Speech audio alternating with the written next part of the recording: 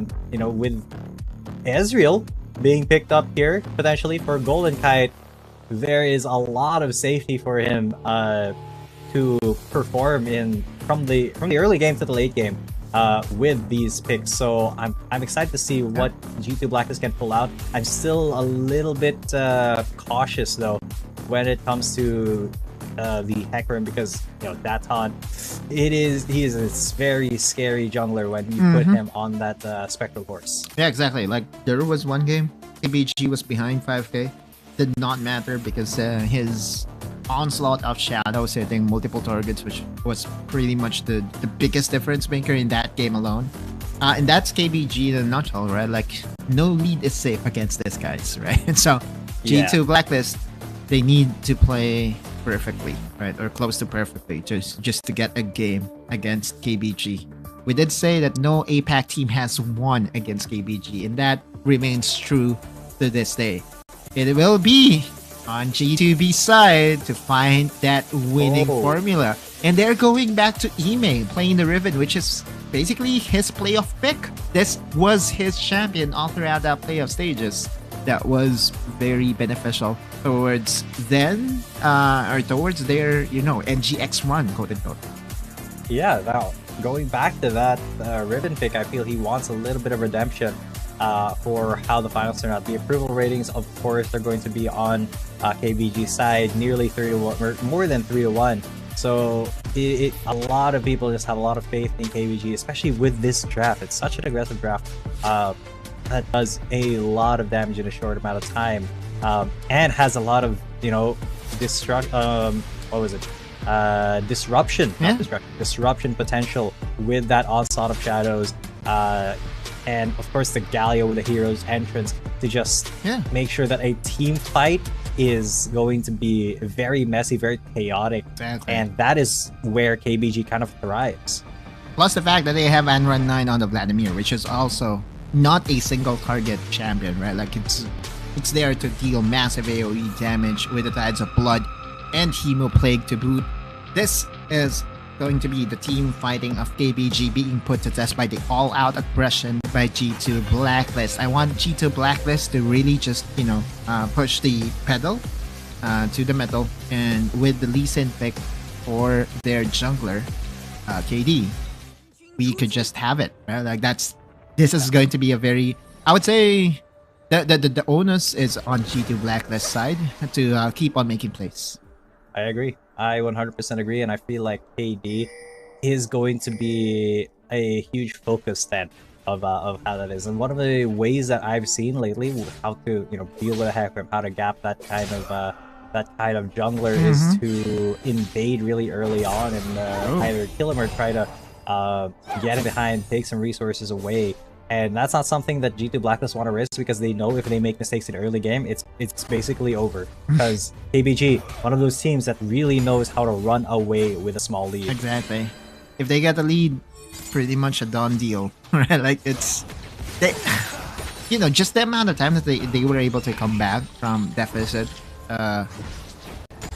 It's so crazy to think that KBG is that team that, by the way, that's an Ignite being used just to delay the tempo of Aaron. But yeah, just going back, right? Like KBG is that team that if there is no, if given the lead, they will take care of it as if it's you know, as if it's their treasure. And oftentimes, you know, we see snowballs happen towards the side of KBG.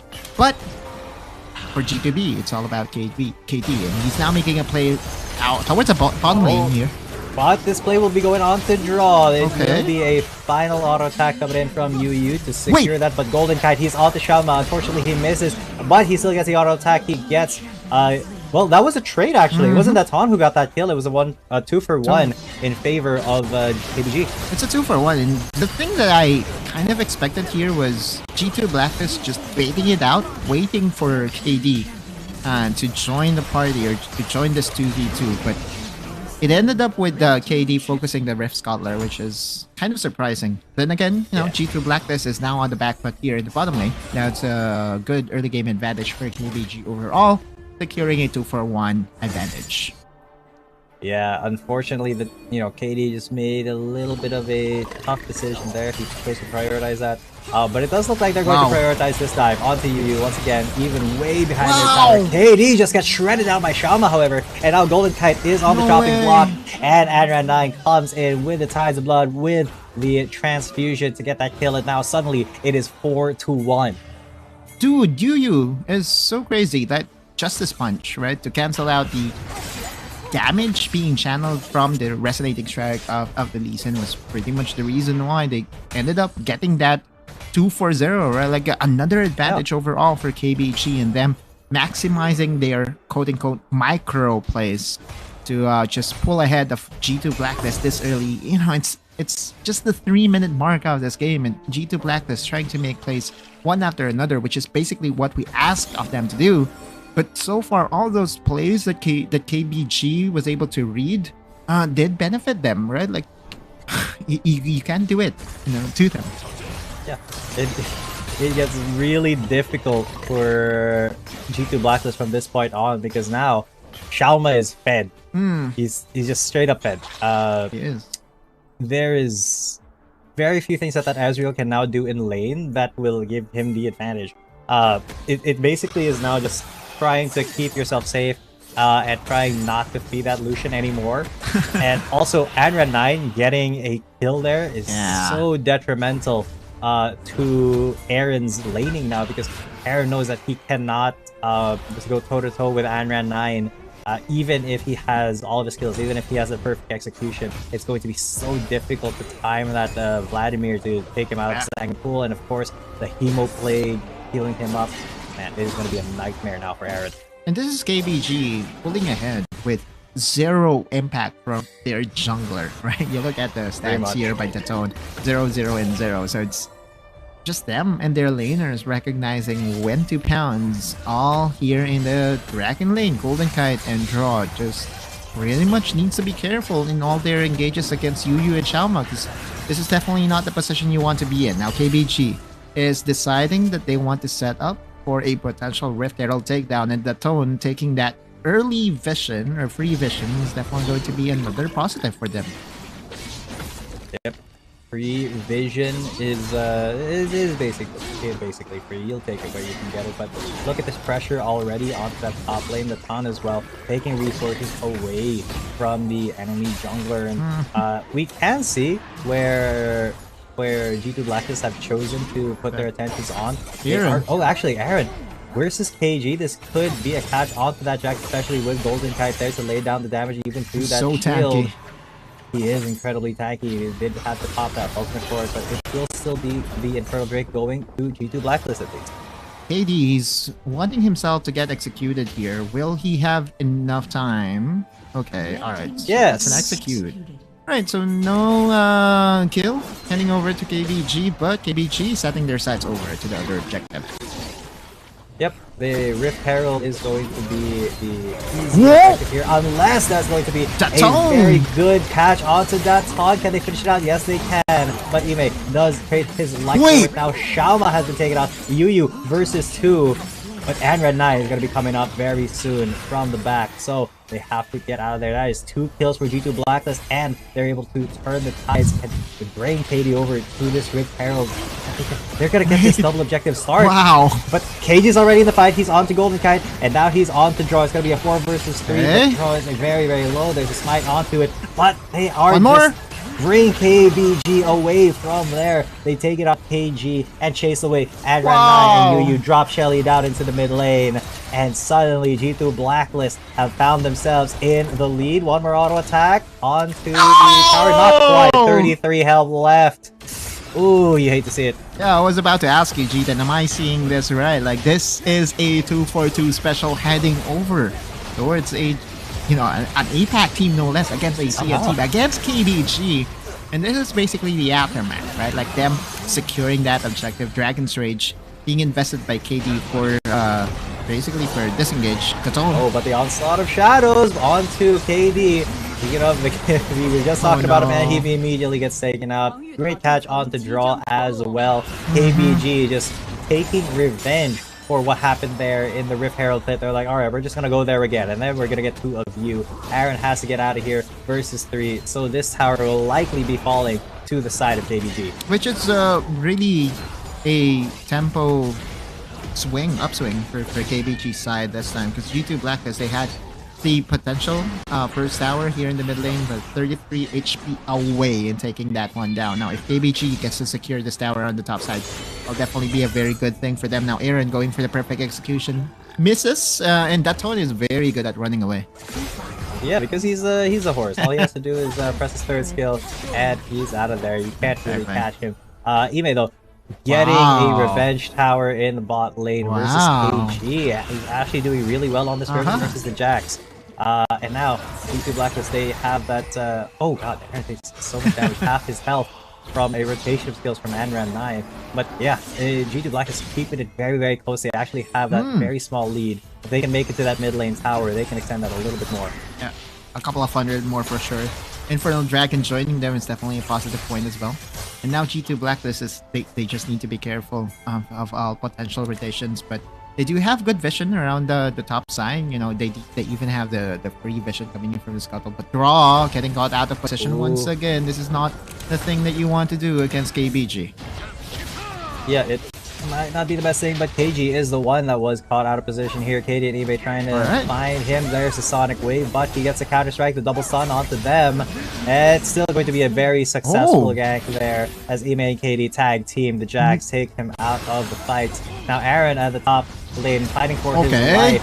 That's on with the charge with the Onslaught of Shadows, and Adran 9 with the Proto Belt to secure that kill onto the Akali. Yeah, KBG is playing towards the top side, mid lane opened. G2 Blacklist was able to get the tower here in the mid lane, but more interestingly, no one rotated on towards KG, not even Yu, which was a surprise. Like they gave up on KG here in the bottom area. Definitely not something, you know, that you see from KBG as a team. That is something that we in the League of Legends PC community like to call top die. Right, exactly. So I don't know if it was his call to really just leave that there, but we're now seeing finally the stats, and you're seeing the concentration of gold. Aaron has been doing a very good job. Already has a Rift Maker, and now 2 items already completed for Golden Kite.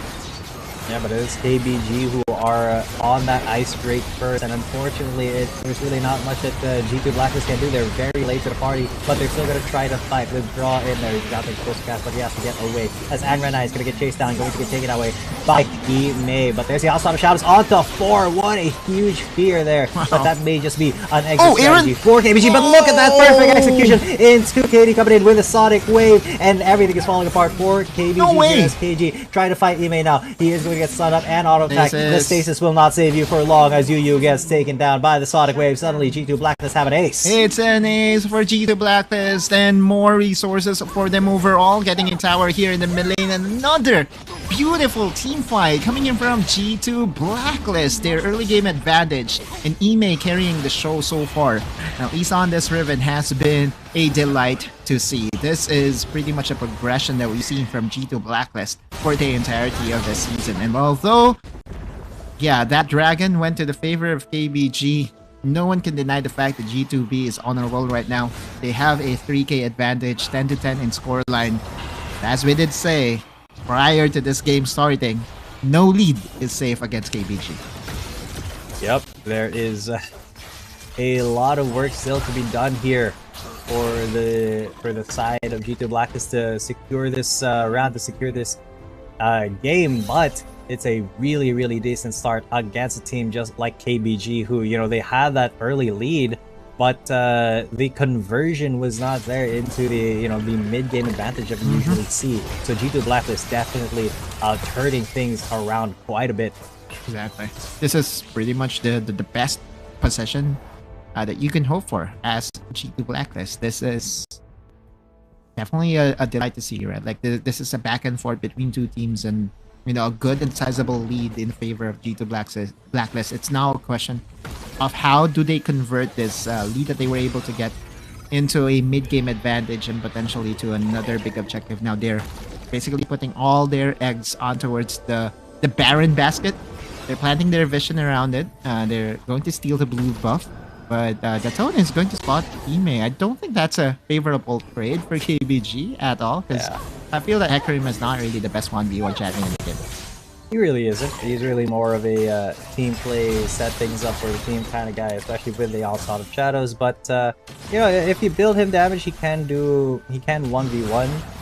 It's just, you know, not the way to play in a competitive environment. It's more of a ranked game, solo queue kind of thing. But you know, even with G2 Blacklist having a pretty massive lead here, they have to be very aware that things can turn around on a dime. Just like Ime almost getting caught there. That could have turned out really badly, but he was able to escape. KBG, they are looking for any sort of opening they can, any mistake that G2 Blacklist are making. And KBG is easily being denied here by G2 Blacklist. There's 1v1, but Ime and KG will favor KG in the short term, right? But Ime will still have enough HP to clear out and defend this tower here in the bottom lane. And he's now level 13. KD will be spotting 2 members of KBG. By the way, KBG is already setting their sights over to the Scuttle Vision here, ahead of the potential, the third dragon of the game. 1 dragon apiece, meaning we don't have any soul to contest, so it's not, you know, the worst. You give it away to the opponent. Yeah, I mean, it's still Mountain Drake. It still does pack a punch. Some tankiness, some extra survivability there across the whole team. So definitely still want to take that. But if you're risking your entire team for it, that's something to, you know, maybe think twice about if you're KBG. True. Golden Cat also has the evolved Muramana as well. Plus the fact that he was able to get his 3rd item here, which is an anti-heal item, anti-unrun 9 item, so to speak. Because he has the most sustain out of them all, as well as the Hecarim. So very good buy. 3 items completed for most of the members. You're seeing that Tone also has 3 items completed, but more importantly, we're seeing that Ime has enough items now to really threaten down the backline here of KBG. Now, speaking of threatening, they are threatening this dragon already. KD is looking to get onto it. They just need to know where Datan is. They need a little bit of more information before coming to it super hard, because the rest of them are kind of baiting KBG around, but they know that they have to collapse in on that dragon, help KD out.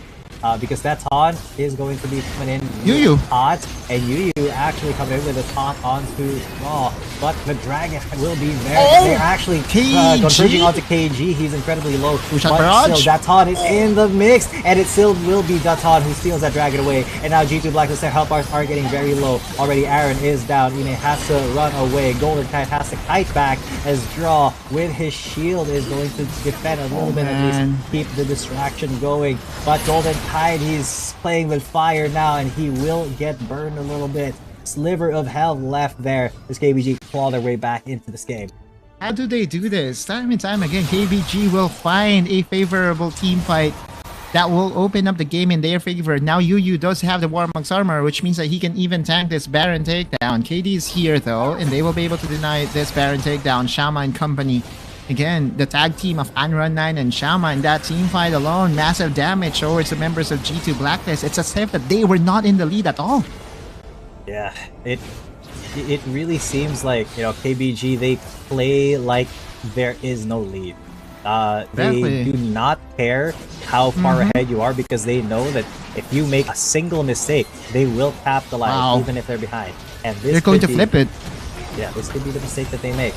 Going for this Baron really quick as Yuyu is there. Onslaught of Shadows to try to take Draw down, but he will finally get taken out by the Aaron. Ime is in the middle of it all, though. Aaron with the perfect execution as well. They're trying their best to fight back as Ime gets in the back line, takes away the jungler from this fight. Shama as well, incredibly low. So now G2 Blacklist, they are still fighting front to back, and they have the advantage now on this Baron. Yuyu will be spotted here, and again, the power of Warmonk's armor is enough for G2 Blacklist to back away from that Baron takedown. That tone is so tanky though. Like, how many times have we seen him absorb multiple targets or multiple skills coming in from G2 Blacklist?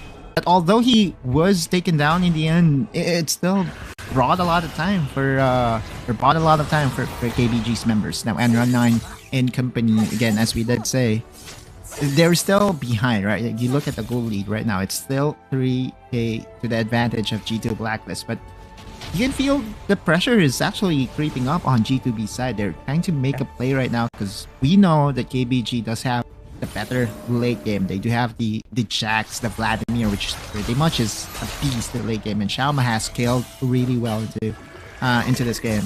17 minutes and 30, and G2 Blacklist and KBG is still within inches from each other. Absolutely, the pressure is mounting, and this 2.5 thousand gold lead might as well be nothing at this point in the game. It is almost 18 minutes in, and they are going to be finding a catch almost onto Anran 9. Maybe the stun there. He does finish him off with the wind slash. A great catch off the mid layer, but now the onslaught of shadows there. That's Han. Can he actually fight back? There's the Dragon Rage onto 2. KD coming in from the back as he kicks Xiaoma out, but that's Han. Very, very tanky. Still is able to keep himself in the fight. Aaron trying to get in with a shuriken, trying to find anything that he can here to execute, to assassinate, but I think that's just going to be the 1 kill and G2 Blacklist from Baron. Even though they were able to get that 1 kill advantage, it's not enough for G2 Blacklist to just break open this game. This is... You still have to commend KBG. Unrun 9 is already down, right? Like at that point, you would have to feel confident that KBG will be crumbling down and will be basically getting assassinated one by one, but they were able to mitigate the damage, and G2 Blacklist is still making desperate plays that we are not accustomed in seeing from a team that is in the advantage. Yeah, I mean, this... Oh god, double taunt there onto Aaron, and draw explosive cast to keep him safe, but Aaron has to get out of here. Cannot be in this fight without full Elder Dragon so is going to be the signal for the Elder Drake pick as Golden that's all missed. Ooh, a big miss on the onslaught of shadows though. So that does mean without that ultimate, that's how it has to fall back. KBG have to reset this fight. They have to keep G2 Blacklist from going on to this Elder Drake as much as possible. They have to delay this fight until they can get the onslaught of shadows up. But you know, G2 Blacklist, they're already trying to commit here. They have to be careful because Golden Kite does not have that much mana to work with. We all know that Ezreal that does not have the mana will most likely be not as effective. Yuyu is going to be in the front line. Barrage is already Yuyu going in for the top. That is a huge that's Han who is coming in. At least Ime was not able to actually get anything done there, which is unfortunate because Ime was kind of doing a lot of work there for G2 Blacklist. So now that means that G2 Blacklist is on the very back foot here, but still, if KD's alive, they can go for a steal here. But Draw is going to get aggressed on, and Draw is going to get taken out. Vladimir has been scaling. The True Shot Barrage is going to be coming out, but KD has been zoned away very effectively from the Dragon Pit, so that Elder Drake will 100% be going over to KBG. Crazy team fighting. KBG ends up as the victors, getting that Elder Dragon for themselves. Let's look at that once again. And this is all already past that point of contention, right? Like, you know, at this point, G2 Blacklist is definitely on the back foot, and that tone and company will just turn and kill them one by one by making sure that this Elder Dragon is maintained at a certain health threshold. There is no chance for KD to steal this dragon away from them. Now the Elder Dragon, oh no, boom. Oh god, that is going to be KD already out of the fight. Unfortunately, there will be no steal available once again. What? This is just so unfortunate because man, G2 Blacklist had the lead for most of this game, but suddenly, because of that fight, because of those blunders, KBG was able to come back in a big way. And again, this is not just because G2 Blacklist threw away the game. It's also because KBG is a very formidable team. They know what to do at any, at any point of the game, right? We saw them having a man disadvantage on the top side. What did they do? They fought it out. They called it out, made sure that there's going to be no Baron for the taking for G2 Blacklist. During the Elder Dragon fight, they focused down on Ime, and Ime going down basically has deleted the chances of G2 Blacklist winning that team fight. Now KBG is going for the push. Oh, that is a huge thought from Yuyu into the Onslaught of Shadows, trying to isolate Raw actually away. But they actually managed to get the kill onto Yuyu. That is a 1-for-1 support for support. But G2 Blacklist, they have to be very, very careful. It's touch and go here in the team fight because of the Elder Drake buff. But already KD's down. He couldn't even make a play right there. Aaron with a perfect execution. But it doesn't matter because KG's already on the next, already taking it down. And suddenly KBG from the throes of defeat were able to snatch that victory away. Wow.